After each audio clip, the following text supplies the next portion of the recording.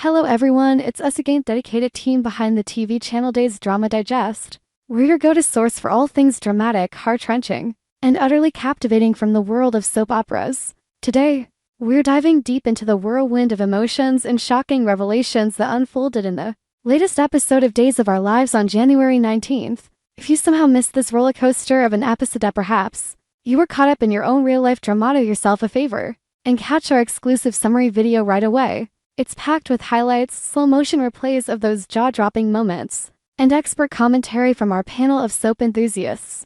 But if you're here for the full, unfiltered scoop, buckle up because we're about to recount every tense glance, every heated exchange, and every tearful confession in exquisite detail. This isn't just a recap, it's a dramatic retelling that will transport you right back to the streets of Salem, where secrets simmer and alliances shatter like fragile glass. Let's start with the powder keg that exploded in Dr. Gregory's officious scene, so charged with animosity that you could feel the electricity crackling through the air. Picture this: the sterile white walls of the psychiatrist's office, bathed in the soft glow of overhead lights that do little to warm the icy tension between the two women seated across from each other. Holly Jonas, with her sharp features and unyielding stare, had been summoned at the doctor's request to meet with Sophia Choi. Oh, and let me tell you, this was not a good idea. Not good at all. From the moment Holly walked in, her posture rigid and her lips pressed into a thin line of disdain. It was clear that old wounds were about to be ripped wide open. Sophia, still recovering from whatever personal hell she'd been through, sat there with a mix of vulnerability and simmering rage in her eyes.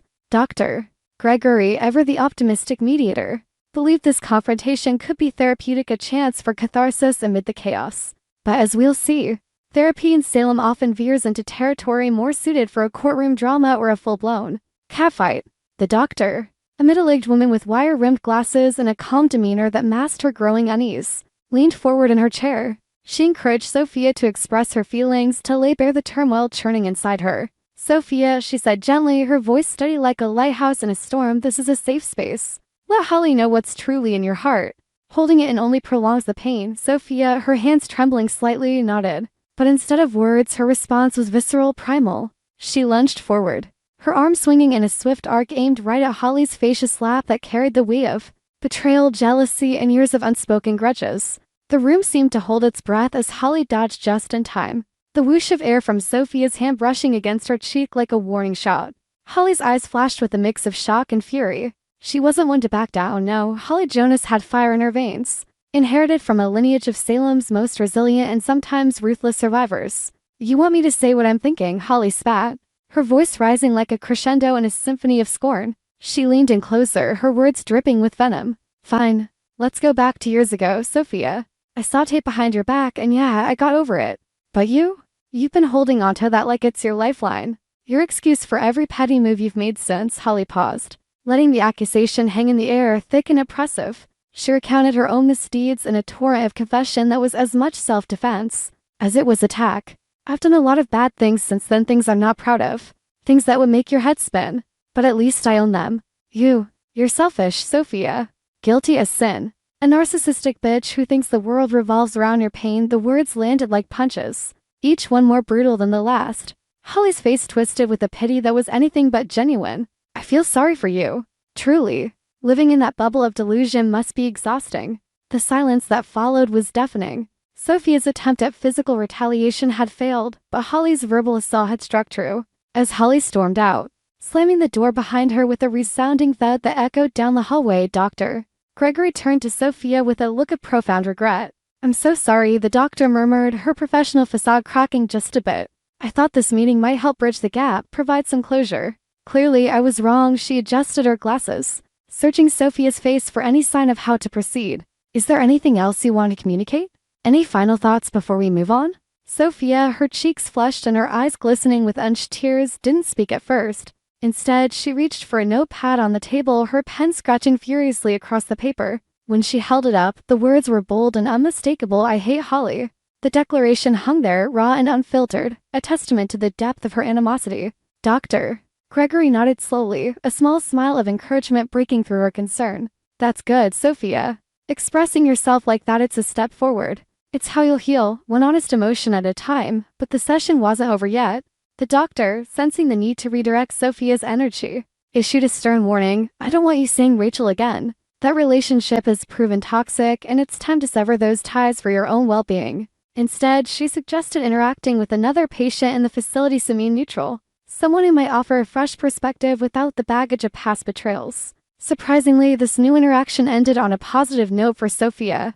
The other patient, a quiet woman named Elena with her own history of heartbreak, listened without judgment as Sophia vented. They shared stories over lukewarm coffee in the common area, the conversation flowing tentatively at first, then with a budding sense of camaraderie. For the first time in what felt like ages, Sophia felt a glimmer of connection that wasn't laced with deceit. But even as this small victory unfolded, Sophia's mind was already plotting her next move. Later that afternoon, as she sat alone in her room, the sterile quiet broken only by the distant hum of hospital machinery, she pulled out her phone. Her fingers flew across the screen, composing an urgent text to Melinda Trask. "I need to see you." Now, the message sent with a soft chime, carrying with it the promise of more intrigue, more schemes in the ever-twisting web of Salem's secrets. Meanwhile, across town in the bustling heart of Salem, suspicion was brewing like a storm cloud over the Hernandez household. Gabby and Rafe, the dynamic duo of determination and detective work, were piecing together a puzzle that didn't quite fit. It all started with little Ariana's innocent admission a child's observation. That could upend everything. "I think I saw Sophia in the town square," Ari had said casually over breakfast, her small voice cutting through the morning chatter like a knife. Gabby froze, her coffee cup halfway to her lips, while Rafe's brow furrowed in that trademark way of his, signaling the wheels of doubt were turning. Sophia's story had always had hollow claims of whereabouts that didn't align, alibis that seemed too convenient. But now, with Ari's eyewitness account, those holes were widening into chasms. Gabby paced the living room, her heels clicking against the hardwood floor in rhythmic frustration. "Rafe, this changes everything," she said, her voice laced with the fire that made her a force to be reckoned with. If Ari saw her there, then Sophia's been lying through her teeth. What is she hiding? And why drag us into it? Rafe, ever the level-headed cop, nodded thoughtfully. He pulled out his notebook, jotting down notes with the precision of a man who'd solved more mysteries than most. "We need to dig deeper. Confront her, maybe? But careful, as Sophia is slippery, and if she's covering something up, she won't go down without a fight." Their conversation stretched into the afternoon, hypotheses flying back and forth like verbal volleys in a tennis match. Was Sophia involved in something sinister? Had she fabricated her entire ordeal to manipulate those around her? The doubt festered, turning what was once reluctant belief into outright skepticism. In Salem, trust was a currency easily devalued, and Sophia's stock was plummeting fast. Shifting gears to a more tender, yet equally tumultuous storyline, we find Chanel Dupree and Johnny DeMera immersed in preparations for little Trey's christening. The air in their cozy apartment was filled with the scent of fresh flowers and the soft cooes of the baby, but beneath the surface, urgency pulsed like a heartbeat.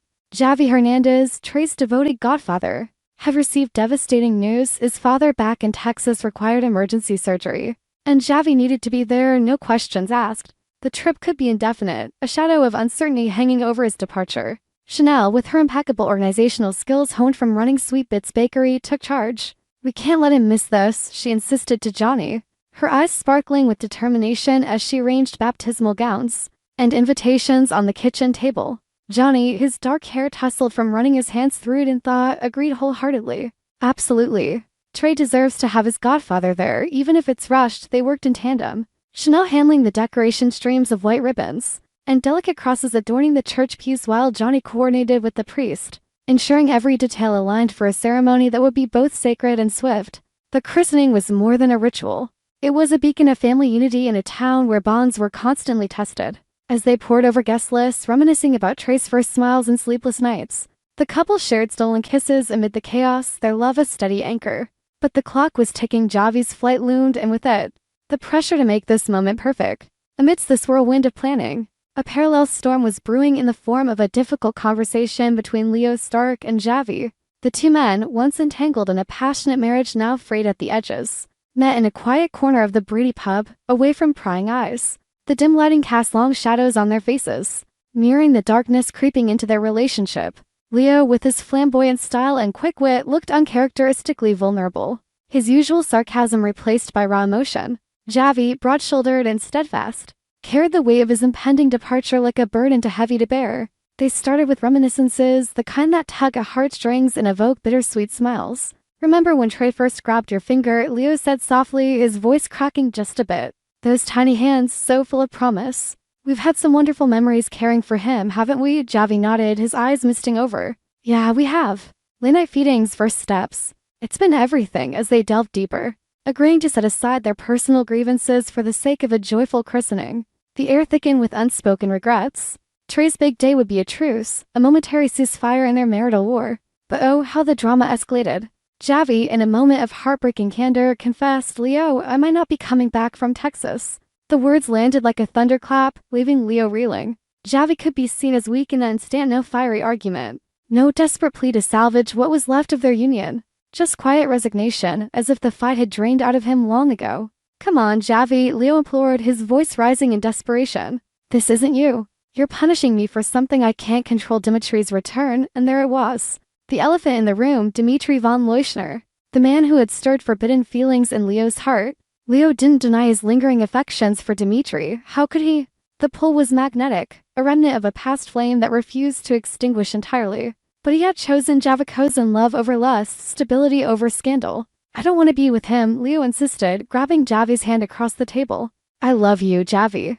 You're my choice every day." Tears welled in his eyes as he laid bare his soul. "Dimitri's back, sure, but that's not on me. Don't let this tear us apart." Javi's response was a heavy sigh, his shoulders slumping under the strain. The conversation stretched on, arguments circling like vultures, each man pleading his case in a dance of despair and devotion. Would they reconcile?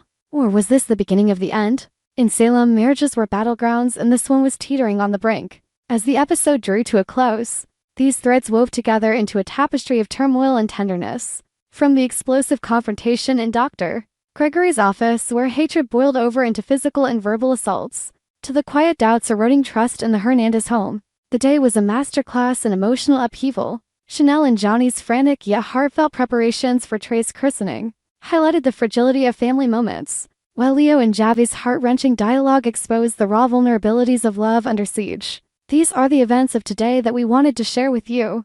Dear viewer, stories that remind us why Days of Our Lives continues to captivate, episode after episode. But let's not stop there. After all, soap operas thrive on depth, on the layers beneath the surface. Delving deeper into Holly and Sophia's clash, imagine the backstory that fueled such vitriol. 2 years prior, the betrayal with Tate had been a seismic event in their friendship's stolen kiss. Whispered promises in the shadows of Salem Inn, all while Sophia believed Tate was hers alone. Holly had confessed back then, tears streaming down her face in a moment of rare vulnerability. But forgiveness had been elusive. Sophia's grudge festered, manifesting in subtle sabotages, a rumor here, a cold shoulder there. And Holly? Her bad things since then included dalliances with dangerous men, schemes that bordered on the criminal, all in a bid to numb the guilt that gnawed at her. Calling Sophia a narcissistic bitch wasn't just an insult. It was a mirror reflecting Holly's own fears of becoming just like her. Dr. Gregory's apology carried weight too. As a seasoned therapist, she'd seen her share of breakthroughs and breakdowns, but this was a miscalculation that could haunt her practice. Sophia's written declaration of hate was therapeutic, yes, but it also signaled a darkness that therapy alone might not dispel. Banning contact with Rachel, another volatile soul in Salem's orbit, was a protective measure. But suggesting a new patient interaction? That was a gamble. Elena, the new confidant, shared tales of her own lost love. A husband taken by the DeMera family's machinations, forging an unlikely bond. Sophia's text to Melinda, however, hinted at escalation. Melinda, with her legal shark instincts, could turn this personal feud into something far more perilous, perhaps a lawsuit or worse, a revenge plot involving falsified evidence. Over at Gabby and Rafe's, Ari's sighting wasn't just a child's fancy. The town square, with its fountains splashing merrily and vendors hawking wares, was a hub of activity. Ari described Sophia in vivid detail, the red coat, the hurried gait, as if evading shadows. Gabby, ever the fashionista turned sleuth, cross-referenced it with Sophia's supposed timeline. She said she was at the hospital all day, Gabby mused, her mind racing. Rafe, drawing on his police experience, suggested surveillance to stir, of course. Their doubt wasn't baseless. Sophia's story involved a mysterious accident, claims of amnesia that conveniently erased incriminating details. If Ari was right, it could unravel a web of lies, exposing Sophia to scrutiny from all sides. Chanel and Johnny's christening prep was a whirlwind of activity. Chanel envisioned a ceremony dripping with elegance, white lilies adorning the altar, a choir singing hymns that echoed through St. Luke's church. Johnny handled logistics, negotiating with Father Eric for a rush slot. Javi's role as godfather added poignancy. His vows to protect Trey would be his last act before departing. The surgery in Texas loomed large complications could keep him away indefinitely, leaving a void in Trey's life. Leo and Javi's talk was the emotional core, reminiscing about Trey's care-evoked laughter through tears, diaper disasters, lullabies sung off-key. Agreeing to a joyful christening was noble, but Javi's potential non-return was devastating. Weak might describe his lack of fight, but it stemmed from exhaustion bottles with Dimitri's ghost had worn him down. Leo's feelings for Dimitri were complex, a forbidden thrill, but Javi was home. Punishing me for what I can't control, Leo accused, his voice breaking. Javi countered with her, you let him in, the impasse was tragic. A love story fracturing under pressure. Expanding further, consider the ripple effects. Holly's exit from the office led her to Brady Pub, where she drowned sorrows in coffee. Reflecting on her words, did she regret them? Not really. In Salem, regret was a luxury. Sophia, post-session, wandered the hospital gardens, the chill air matching her mood. Her text to Melinda could ignite alliances. Melinda's ambition knew no bounds.